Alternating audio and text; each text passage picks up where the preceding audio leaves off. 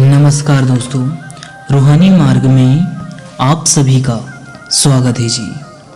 अक्सर हम सोचते रहते हैं कि हमें ध्यान किस तरह से करना चाहिए या हमें ध्यान में परेशानियाँ क्यों आती हैं। लगभग सभी का यही प्रश्न रहता है, लेकिन हम आपको बताना चाहते हैं ध्यान एक ऐसी अवस्था होती है जिसमें हम अपने आप को जानने के लिए या यूँ कह लो कि स्वयं की खोज करने के लिए ध्यान करते हैं जी। ध्यान का मुख्य उद्देश्य केवल यहाँ है कि हम हमारे अंदर जाएं और अपने आप को खोजें। जिस तरह से सद्गुरु ने हमें नामदान की बख्शिश के समय समझाया था, ठीक वैसे ही हमें ध्यान करना है जी।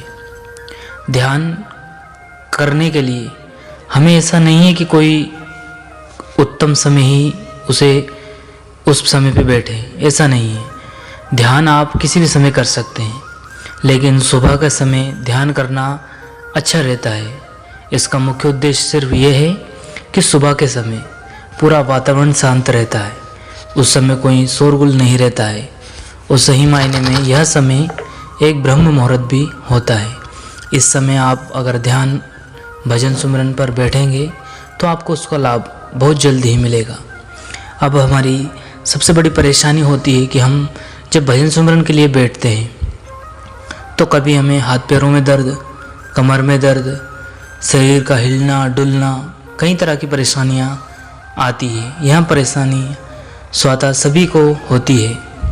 वह जो बड़े भाग्यशाली होते हैं जिनका ध्यान भजन सुमरन में सफलतापूर्वक लग जाता है।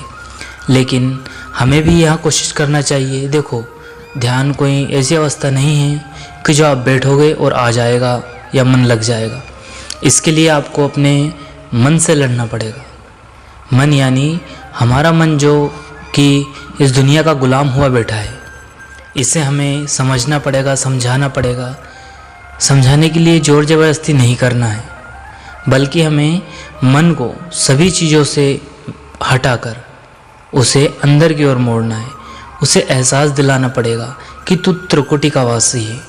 इस संसार में उलझकर, तू इस भ्रम में उलझकर यहाँ रहना नहीं है, तू त्रिकुटी का मालिक है। क्यों? क्योंकि इसलिए समझाना मन को, क्योंकि यह आत्मा का सारथी है। जैसे ये चलेगा आत्मा उधर ही जाएगी। अब या तो यूँ कह लो कि मन आत्मा पे हावी है। जब हम आत्मा की बात सुनेंगे तो मन अपने आप उसके कहने में चलेगा। अब हम अपने आते हैं मूल वचन पर कि हम ध्यान में बैठते समय अपने मन को एकाग्र कैसे करें।